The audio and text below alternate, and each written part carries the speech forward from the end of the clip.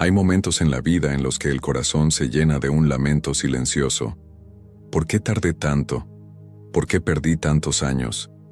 Es un dolor que pocos se atreven a confesar en voz alta, pero que muchos llevan en el alma. La sensación de que el tiempo pasó y se llevó consigo oportunidades, sueños y versiones mejores de uno mismo. Hay quienes miran hacia atrás y solo ven un camino lleno de decisiones equivocadas, vicios silenciosos, relaciones rotas o años de estancamiento espiritual y emocional. Parece que la vida avanzó para todos, menos para uno mismo. Pero la verdad, revelada en las Escrituras y confirmada por la experiencia de quienes han renacido, es que Dios no solo perdona el pasado, Él tiene el poder de restaurarlo. En el libro del profeta Joel, capítulo 2, versículo 25 está escrito: «Os compensaré por los años que fueron consumidos». Esa promesa no es una metáfora poética ni un consuelo simbólico. Es una afirmación del carácter redentor de Dios. Él no solo nos ayuda a seguir adelante, Él tiene el poder de transformar lo que se perdió en una cosecha abundante. Lo que parecía desperdiciado puede, por la gracia divina, convertirse en un terreno fértil para algo mucho mayor de lo que antes se imaginaba. La restauración no ocurre ignorando el pasado, sino redimiendo incluso los errores, los dolores y los silencios. Napoleon Hill, al estudiar a los más grandes realizadores de la historia, notó un patrón común. Todos pasaron por largos periodos de fracaso, desorientación y desaliento antes de alcanzar cualquier forma de éxito. En sus palabras, cada adversidad, cada fracaso, cada dolor de cabeza lleva consigo la semilla de un beneficio equivalente o mayor. Lo que Hill llamó el beneficio oculto se alinea perfectamente con la promesa divina de restauración. Dios no desperdicia el sufrimiento. Él transforma cicatrices en fuerza, pérdidas en sabiduría y tiempo en propósito. Por supuesto, la restauración exige algo más que una esperanza pasiva. Requiere fe, una fe activa, que ora y actúa. Una fe que se niega a aceptar la etiqueta de demasiado tarde. La fe, como escribió Hill, es la única fuerza conocida por el hombre capaz de convertir el deseo en realidad. Y cuando esa fe se pone en las manos de Dios, se convierte en el punto de partida de una vida restaurada, no solo espiritualmente, sino en todas las áreas: emocional, profesional, financiera y relacional.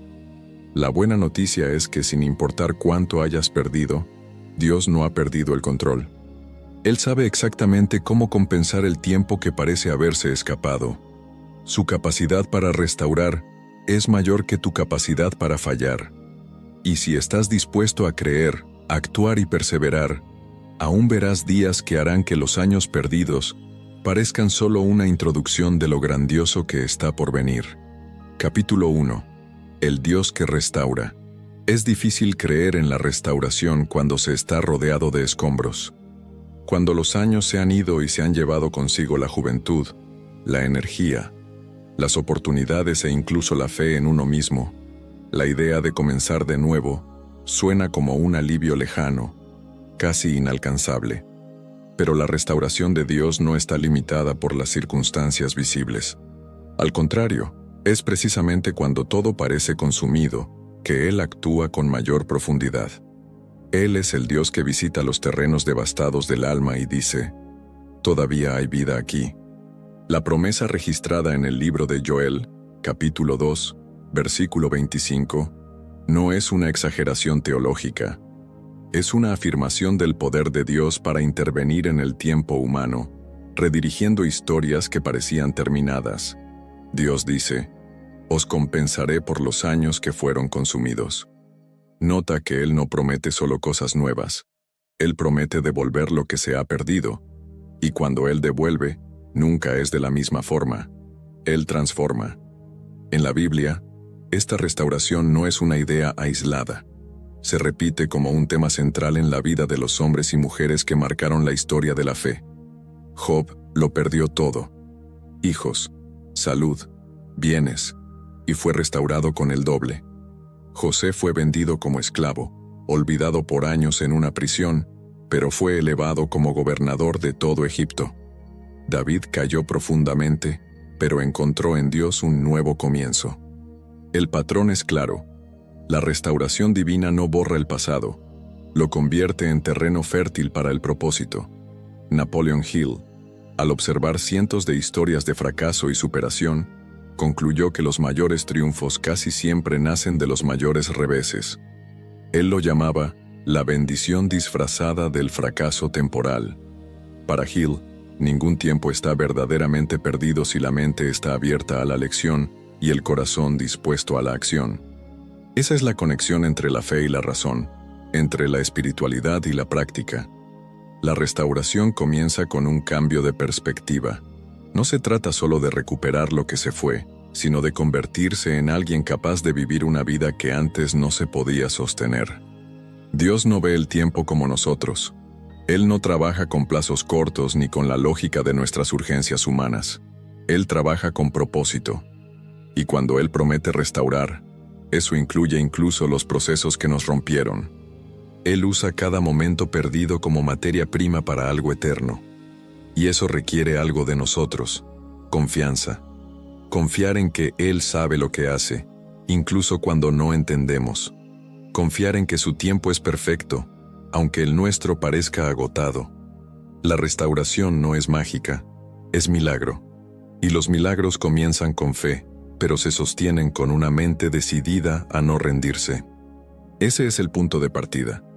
Creer que, aunque todo haya sido consumido, todavía hay un Dios que restaura, y que lo está haciendo ahora, en silencio, dentro de ti. Capítulo 2. Lo que Napoleon Hill llamaría fracaso temporal. Napoleon Hill dedicó más de 20 años a estudiar a los más grandes realizadores de su época, hombres como Henry Ford, Thomas Edison y Andrew Carnegie. Y lo que descubrió es algo que muchos hoy en día han olvidado. El fracaso, por más doloroso que sea, rara vez es el final. En realidad, muchas veces es el comienzo. Hill utilizaba una expresión que se convirtió en una de sus marcas: fracaso temporal. Para él, no existe el fracaso permanente, excepto para quien acepta el final como definitivo.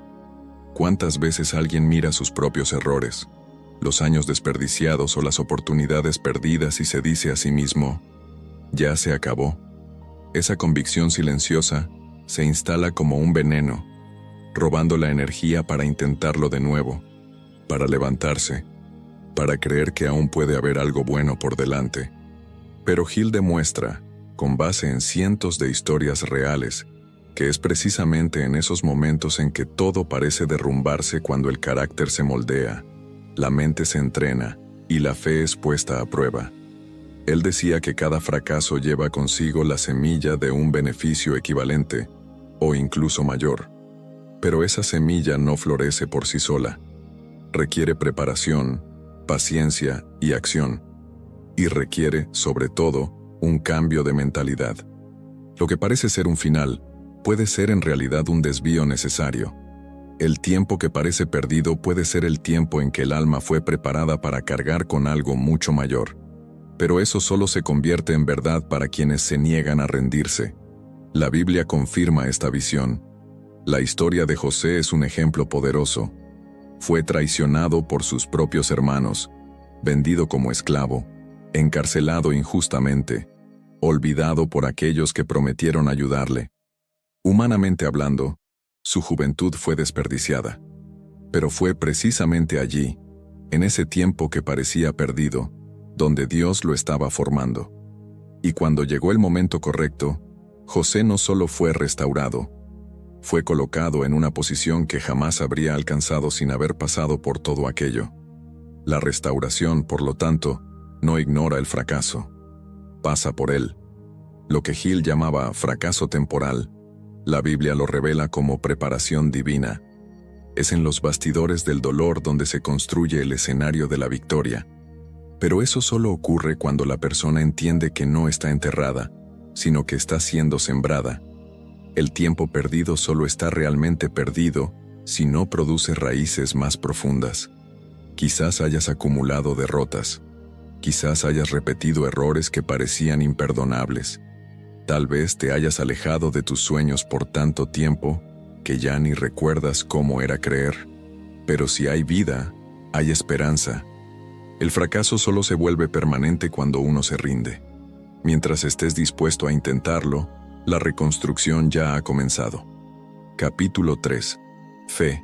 La fuerza que atrae la restauración. La fe no es una emoción. No es un entusiasmo pasajero. La fe es una fuerza. Invisible, sí, pero lo suficientemente poderosa como para alterar la realidad que te rodea. Según Napoleon Hill, la fe es el elemento central que transforma un simple deseo en realidad. Él afirma que la fe es un estado mental que puede ser inducido o creado mediante la repetición de instrucciones al subconsciente. En otras palabras, es una convicción tan fuerte que cambia la forma en que piensas, sientes y actúas, incluso cuando nada ha cambiado aún por fuera. ¿Pero qué tiene que ver la fe con los años perdidos? Todo. Porque es ella quien activa el poder de Dios en las áreas donde la lógica ya no ofrece ninguna salida. La fe es la llave que abre la puerta de la restauración. No se trata de cerrar los ojos a los hechos, sino de ver más allá de ellos. Quien cree no ignora las pérdidas, simplemente no se deja paralizar por ellas. La fe permite mirar hacia atrás y, en lugar de ver solo destrucción, ver la posibilidad de reconstrucción. En el Evangelio de Marcos, capítulo 11, versículo 24, Jesús dijo: «Todo lo que pidáis en oración, creed que ya lo habéis recibido, y lo obtendréis». Esto no es un truco espiritual, sino una ley. Una verdad que gobierna el mundo invisible. Es el mismo principio que Hill observó en los grandes emprendedores de su tiempo. Todos tenían una fe inquebrantable en sus objetivos, incluso cuando nadie más creía en ellos. Para el mundo, eso era terquedad. Para el que cree, es dirección. Solo la fe puede sostener a alguien cuando nada parece suceder. Y es precisamente en ese tiempo, el tiempo de espera, cuando la restauración comienza por dentro. Primero en el espíritu, luego en el mundo material. La persona que cree comienza a cambiar su lenguaje, su postura, sus decisiones. Y esa transformación interior es el primer signo visible de que algo está siendo restaurado. Dios no empieza por lo externo, empieza por lo interno. Es la fe la que prepara el terreno para recibir la cosecha de los años que parecían perdidos. Es importante entender que la fe no es pensamiento positivo, no es un optimismo vacío. Es una decisión espiritual de confiar en Dios, aun cuando todo dice lo contrario. Es levantarse en silencio cada mañana y seguir creyendo. Es sembrar, aun cuando la tierra está seca. Es amar otra vez, incluso después de haber sido rechazado. Es invertir tiempo, energía y corazón en algo que aún no ha dado frutos, pero que sabes que los dará, porque Dios lo prometió. La fe no hace que el tiempo regrese, pero hace que el tiempo futuro valga la pena. No borra los errores, pero los convierte en lecciones poderosas. La fe es el lenguaje de la restauración. Cuando hablas, piensas y actúas con fe, le estás diciendo al universo y a Dios que estás listo para vivir algo nuevo. Y es ahí donde la restauración comienza a suceder. Capítulo 4. El papel de la acción en la promesa de Dios. Muchas personas creen que, si Dios ha prometido algo, solo queda esperar, como si la fe fuera sinónimo de pasividad. Pero la verdad es que en toda la Biblia, Dios jamás restauró a alguien que permaneciera inmóvil. Él siempre respondió a actitudes, siempre exigió movimiento, aunque fuera pequeño. Y ahí entra el principio más descuidado por quienes desean vivir una restauración real: la acción. Napoleon Hill fue claro al afirmar que la fe sin acción es solo una idea. Él decía: la fe es la única forma conocida por la cual la fuerza cósmica de la inteligencia infinita puede ponerse en acción. En otras palabras, es necesario dar pasos, incluso sin ver el camino completo. La fe es el combustible, pero la acción es la rueda que hace avanzar la vida. Dios prometió restaurar los años perdidos. Pero eso no significa que despertarás un día y todo estará mágicamente resuelto. La promesa de Dios es como una puerta abierta, pero alguien tiene que cruzarla, y cruzarla requiere valentía, requiere actitud. La restauración se concreta en el encuentro entre la soberanía de Dios y la responsabilidad del hombre. Él hace la parte que tú no puedes hacer, pero tu parte, nadie la hará por ti. Mira a Nehemías, por ejemplo. No era sacerdote ni profeta, era copero del rey. Pero cuando supo que los muros de Jerusalén estaban en ruinas, lloró, oró y actuó. Pidió permiso, reunió recursos, enfrentó enemigos y trabajó día y noche. Dios lo inspiró, pero quien puso las manos sobre las piedras fue él. La restauración ocurrió porque hubo movimiento, su fe fue activa. Lo mismo se aplica a ti. Quizás necesites volver a estudiar, tal vez debas pedir perdón, o renunciar a algo que te ata al pasado. Quizás debas dar un paso de fe hacia un nuevo proyecto, una nueva carrera, una nueva forma de vivir. La promesa sigue en pie, pero tu acción es la señal de que realmente crees en ella. Hill insistía en algo poderoso. Las decisiones firmes son el punto de quiebre entre los que fracasan y los que prosperan, y eso también es espiritual. En Santiago, capítulo 2, versículo 17, leemos: Así también la fe, si no tiene obras, está muerta en sí misma. Es decir, la fe debe convertirse en gesto, en elección, en iniciativa. Dios honra la fe que se mueve. Por eso, no esperes el momento perfecto. No esperes a que todo esté claro. La restauración comienza cuando decides actuar. Aunque tengas miedo, aunque no tengas garantías, aunque estés cansado. Porque al dar el primer paso, estás diciendo a Dios: yo creo en tu promesa. Y Él nunca ignora una fe que camina. Capítulo 5. Cómo Dios transforma el dolor en sabiduría y poder. Ningún dolor es desperdiciado en las manos de Dios.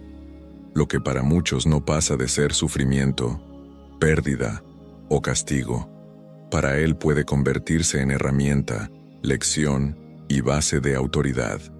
El dolor que hoy te oprime puede ser, mañana, la razón por la cual otros serán liberados a través de tu historia.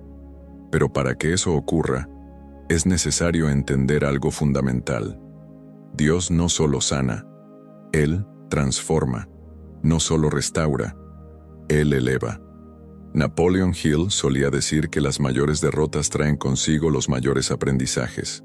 Él escribió: cada adversidad, cada fracaso, cada disgusto, lleva consigo la semilla de un beneficio igual o mayor. Esto suena bien en la teoría, pero para quien está sufriendo puede parecer lejano. Hasta que, con el tiempo, aquello que parecía insoportable comienza a dar frutos invisibles: madurez, empatía, claridad, dirección. El dolor deja de ser un final y se convierte en un punto de inflexión. Dios nunca desperdicia el sufrimiento. La Biblia está llena de ejemplos de hombres y mujeres que pasaron por desiertos, y de esos desiertos salieron más fuertes, más sabios, más preparados. Job lo perdió todo: familia, salud, riquezas. Pero al final, Dios no solo le devolvió el doble, sino que lo convirtió en referencia de fe y resistencia para generaciones.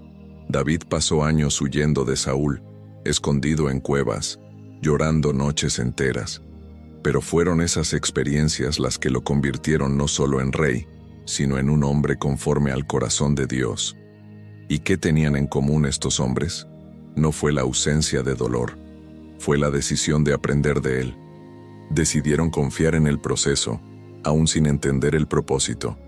Y con eso, Dios tomó el dolor y lo transformó en sabiduría. Hill diría que ellos encontraron el beneficio oculto en medio de la adversidad. El poder que viene después del dolor es distinto a cualquier otro. No es superficial, ni arrogante, ni frágil.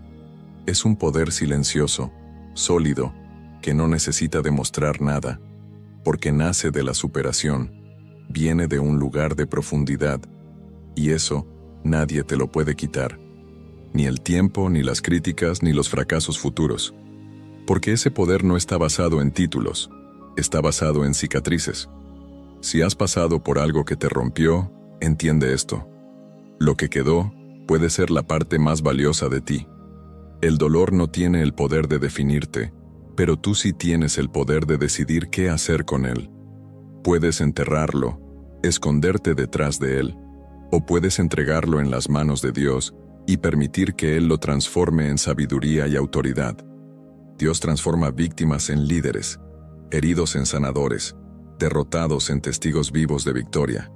Pero todo comienza cuando eliges no ser definido por el dolor, sino ser moldeado por él.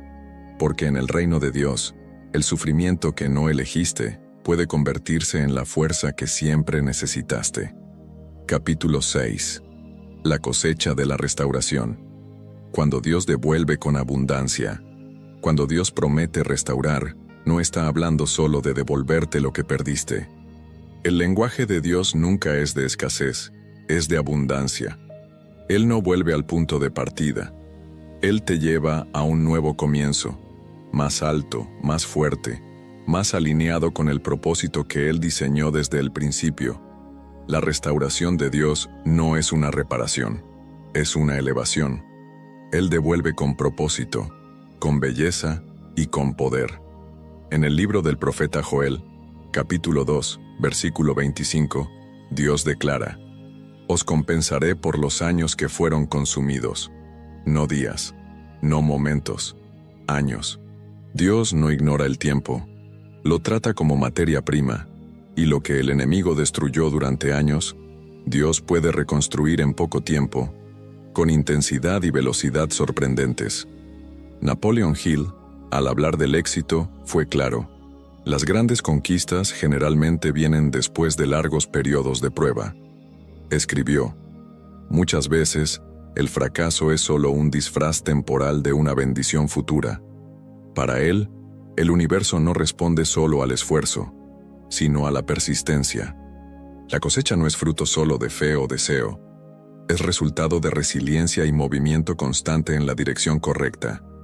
Y con Dios, esa cosecha viene cargada de sentido. La abundancia no es solo material.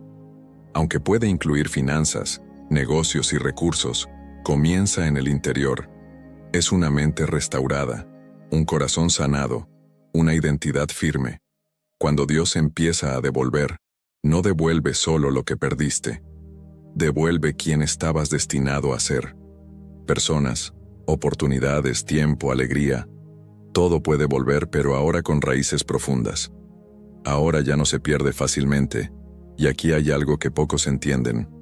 La restauración muchas veces viene disfrazada de un nuevo comienzo. Y empezar de nuevo requiere humildad. Requiere el valor de decir: fallé, me perdí, pero ahora estoy listo. Quien solo mira hacia atrás esperando que todo vuelva a ser como antes, no ha entendido el proceso. Dios no quiere devolverte lo que te destruyó, quiere entregarte lo que te edificará. Hill creía que la mentalidad moldea el destino. Y en el contexto espiritual, eso significa alinear tu visión con la visión de Dios. Significa esperar abundancia, no por codicia, sino por promesa. Dios es un Padre que se alegra en bendecir, y cuando ve un corazón enseñable, una mente renovada y manos dispuestas, Él libera la cosecha, y esa cosecha viene, llena, apretada, sacudida, rebosante. La cosecha de la restauración no es el final de la historia, es el inicio de una nueva temporada, más sabia, más productiva, más alineada con el cielo. Si perseveraste, si no te rendiste en medio del proceso, prepárate, porque Dios no solo te sostuvo en el desierto, te está llevando a la tierra que fluye leche y miel. El tiempo de la restitución ha llegado, y estás listo para vivir lo que ningún ojo ha visto y ningún corazón ha imaginado.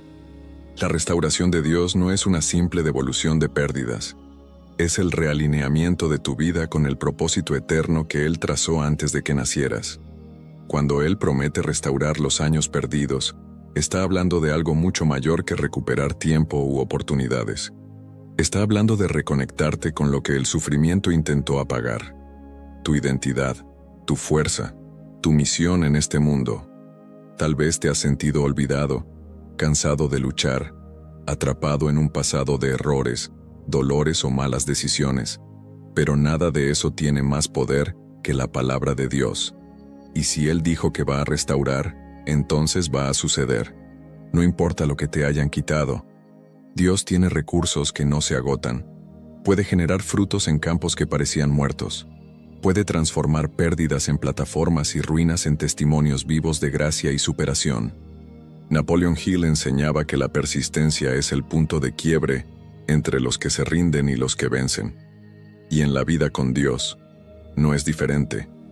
Aquellos que permanecen fieles incluso en el silencio, incluso sin entender las pérdidas, son los que estarán listos para cosechar con abundancia cuando llegue la estación de la restauración. Pero es importante entender, la restauración no es el final del camino, es el comienzo de una nueva caminata. Una vida más consciente, más fuerte, más alineada con el cielo. Una vida en la que ya no vives por las circunstancias, sino por la fe.